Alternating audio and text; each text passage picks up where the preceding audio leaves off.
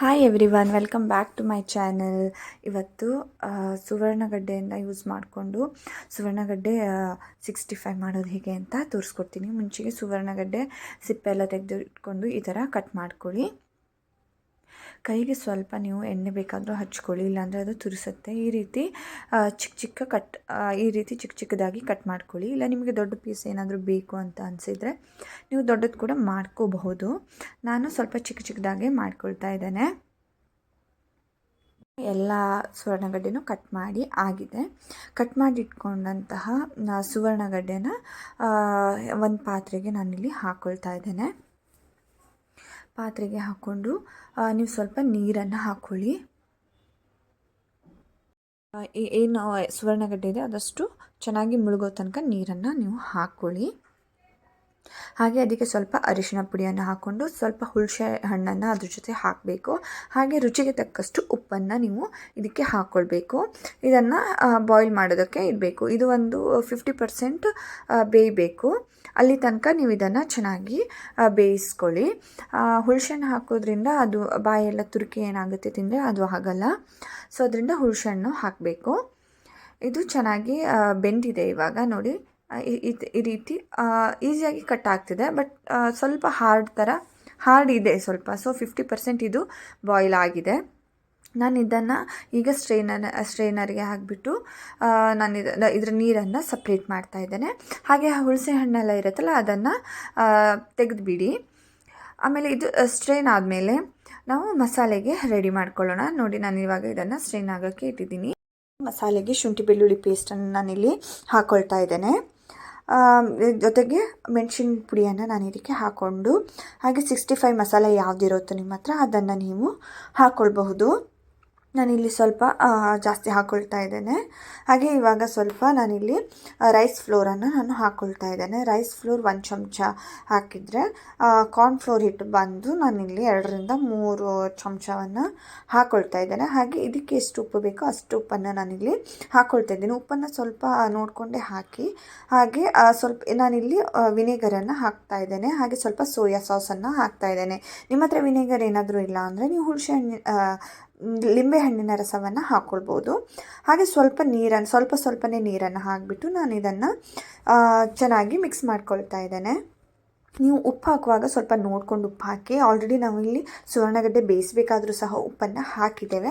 So ಅದರಿಂದ ಮಸಾಲೆಗೆ ಎಷ್ಟು ಬೇಕೋ ಅಷ್ಟೇ ಉಪ್ಪನ್ನು ನೀವಿಲ್ಲಿ ಹಾಕ್ಕೊಳ್ಬೇಕು. ಇದನ್ನು ತುಂಬ ತೆಳ್ಳಗೇನು ಮಾಡೋಕ್ಕೆ ಹೋಗ್ಬಿಡಿ, ತುಂಬ ದಪ್ಪ ಮಾಡೋದಕ್ಕೂ ಹೋಗಬೇಡಿ. ಈ ರೀತಿ ಕನ್ಸಿಸ್ಟೆನ್ಸಿಯಲ್ಲಿ ಇರಲಿ, ನಿಮಗೆ ಕೋಟ್ ಆದರೆ ಸಾಕು. ಸೊ ಈ ರೀತಿ ಕನ್ಸಿಸ್ಟೆನ್ಸಿಯಲ್ಲಿ ಇದ್ರೆ ಸಾಕು. ಇದನ್ನು ಚೆನ್ನಾಗಿ ಮಿಕ್ಸ್ ಮಾಡ್ಕೊಳ್ತಾ ಇದ್ದೇನೆ. ಇವಾಗ ಈ ಮಸಾಲೆ ಏನಿದೆ ಅದು ರೆಡಿಯಾಗಿದೆ. ಇವಾಗ ನೀರು ತೆಗೆದಿಟ್ಕೊಂಡಂತಹ ಸುವರ್ಣಗಡ್ಡೆಯನ್ನು ನಾನು ಒಂದು ಬೌಲಿಗೆ ಹಾಕ್ಕೊಳ್ತಾ ಇದ್ದೇನೆ. ಬೌಲಿಗೆ ಹಾಕ್ಕೊಂಡು ಇವಾಗ ನಾವು ರೆಡಿ ಮಾಡಿಟ್ಕೊಂಡಂತಹ ಮಸಾಲೆನ ಎಷ್ಟು ಬೇಕೋ ಅಷ್ಟು ಹಾಕ್ಕೊಳ್ಳಿ. ಇದು ಚೆನ್ನಾಗಿ ಕೋಟ್ ಆಗಬೇಕು. ಅಷ್ಟು ಮಸಾಲೆಯನ್ನು ನೀವು ಇದಕ್ಕೆ ಹಾಕ್ಕೊಳ್ಬೇಕು. ಇದನ್ನು ಹಾಕ್ಕೊಂಡ್ಬಿಟ್ಟು ಇದನ್ನು ಚೆನ್ನಾಗಿ ಮಿಕ್ಸ್ ಮಾಡಿ. ಇದಕ್ಕೆ ಏನು ಕಲರ್ಸ್ ಎಲ್ಲ ಏನು ಯೂಸ್ ಮಾಡ್ತಾ ಇಲ್ಲ. ಸೊ ಆದ್ರೂ ತುಂಬಾ ಚೆನ್ನಾಗಿ ಟೇಸ್ಟ್ ಬಂದು ತುಂಬ ಚೆನ್ನಾಗಿ ಕಲರ್ ಬರುತ್ತೆ ಇದು. ಹಾಗೆ ಇದನ್ನು ಚೆನ್ನಾಗಿ ಮಿಕ್ಸ್ ಮಾಡಿಬಿಟ್ಟು ಇದನ್ನು ಅರ್ಧ ಗಂಟೆ ಇಲ್ಲ 3/4 ಗಂಟೆ ನೀವು ಇದನ್ನು ಮ್ಯಾರಿನೇಟ್ ಆಗೋದಕ್ಕೆ ಇಡಬೇಕು. ಆವಾಗ ತುಂಬ ಒಳಗಡೆ ಸಹ ತುಂಬ ಟೇಸ್ಟಿ ತುಂಬಾ ಚೆನ್ನಾಗಿ ಬರುತ್ತೆ. ಸೊ ಈ ಥರ ಮಾಡಿರೋದ್ರಿಂದ ನಿಮಗೆ ಒಳಗಡೆ ತುಂಬ ಸಾಫ್ಟ್ ಬರುತ್ತೆ, ಹೊರಗಡೆ ತುಂಬ ಕ್ರಿಸ್ಪಿಯಾಗಿ ಸುವರ್ಣಗಡ್ಡೆ 65 ಬರುತ್ತೆ. ಇವಾಗ ನಾನು ಇದು ಮೇಲ್ಗಡೆ ಎಳ್ಳನ್ನು ಹಾಕ್ತಾ ಇದ್ದೇನೆ. ಬಿಳಿ ಎಳ್ಳನ್ನು ನಾನಿಲ್ಲಿ ಯೂಸ್ ಮಾಡ್ತಾ ಇದ್ದೇನೆ. ಈ ಎಳ್ಳನ್ನು ಹಾಕಿಬಿಟ್ಟು ನಾನು 45 ಮಿನಿಟ್ಸು ಸೈಡಿಗೆ ಇಟ್ಟಿದ್ದೆ. ನೋಡಿ, ಇವಾಗ 45 ಮಿನಿಟ್ಸ್ ಆಗಿದೆ. ನಾನು ಇದನ್ನು ಚೆನ್ನಾಗಿ ಮಿಕ್ಸ್ ಮಾಡ್ಕೊಳ್ತಾ ಇದ್ದೇನೆ. ಇವಾಗ ಇದನ್ನು ಮಿಕ್ಸ್ ಮಾಡ್ಕೊಳ್ಳಿ. ಹಾಗೆ ನೀವು ಗ್ಯಾಸ್ ಮೇಲೆ ಎಣ್ಣೆಯನ್ನು ಬಿಸಿ ಮಾಡೋದಕ್ಕೆ ಇಡಿ. ಫ್ಲೇಮ್ ಬಂದು ಲೋ ಅಲ್ಲ, ಮೀಡಿಯಮಲ್ಲೇ ಇರಬೇಕು.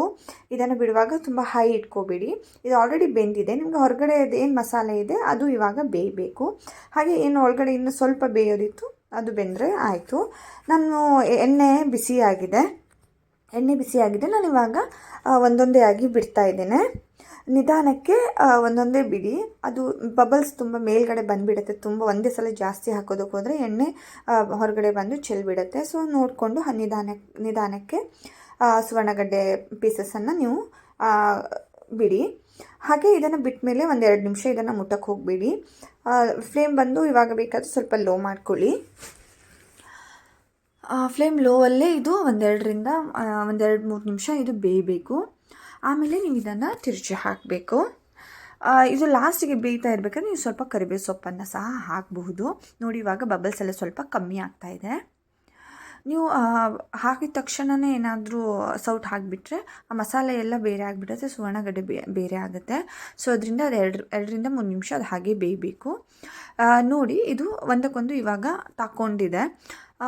ನೀವು ಇದನ್ನು ಇನ್ನು ತಿರ್ಚಿ ಹಾಕಬೇಕು. ಎರಡೂ ಕಡೆಯೂ ಚೆನ್ನಾಗಿ ಫ್ರೈ ಆಗಲಿ, ಕ್ರಿಸ್ಪಿ ಆಗೋ ತನಕನೂ ಫ್ರೈ ಆಗಲಿ. ನೋಡಿ, ಕಲರ್ ಎಷ್ಟು ಚೆನ್ನಾಗಿ ಬಂದಿದೆ. ನಾವಿಲ್ಲಿ ಯಾವುದೇ ರೀತಿ ಕಲರ್ಸನ್ನು ಯೂಸ್ ಮಾಡಿಲ್ಲ. ಎಷ್ಟು ಚೆನ್ನಾಗಿ ಬಂದಿದೆ ನೋಡಿ. ನನಗೆ ಇದು ತಿರ್ಸೋದಕ್ಕಾಗ್ತಾ ಇರಲಿಲ್ಲ, ಸೊ ಅದರಿಂದ ಇವಾಗ ನಾನು ಬೇರೆ ಒಂದು ಸ್ಪೂನ್ನ ಹೆಲ್ಪ್ನಿಂದ ಅದನ್ನು ತಿರ್ಚಿ ಹಾಕ್ತಾ ಇದ್ದೇನೆ. ನೀವು ಸ್ವಲ್ಪ ಕಾವಿಗೆ ಸ್ವಲ್ಪ ದೊಡ್ಡದಿರೋದನ್ನೇ ತೊಗೊಳ್ಳಿ, ಇಲ್ಲಾಂದರೆ ಈ ರೀತಿ ಸ್ವಲ್ಪ ಕಷ್ಟ ಆಗ್ಬೋದು. ಇವಾಗ ಇದನ್ನು 2 ಕಡೆಗೂ ಚೆನ್ನಾಗಿ ಬೇಯಿಸ್ತಾ ಇದ್ದೇನೆ. ಇದು ಬೇಯಿಸಿದ್ರೆ ಇವಾಗ ಸುವರ್ಣಗಡ್ಡೆ ಕಬಾಬ್ ಏನಿದೆ ಇದು ರೆಡಿಯಾಗಿದೆ. ಇದನ್ನು ಎಣ್ಣೆಯಿಂದ ತೆಗಿತಾ ಇದ್ದೇನೆ. ಇವಾಗ ನೀವು ಸ್ವಲ್ಪ ಕರಿಬೇವು ಸೊಪ್ಪನ್ನು ಹಾಕಿಬಿಟ್ಟು ತೆಗಿಬೋದು, ಅದು ತುಂಬ ಚೆನ್ನಾಗಿ ಬರುತ್ತೆ. ಇವಾಗ ಸುವರ್ಣಗಡ್ಡೆ ಕಬಾಬ್ ರೆಡಿಯಾಗಿದೆ. Thank you for watching. Please subscribe to my channel. Thank you.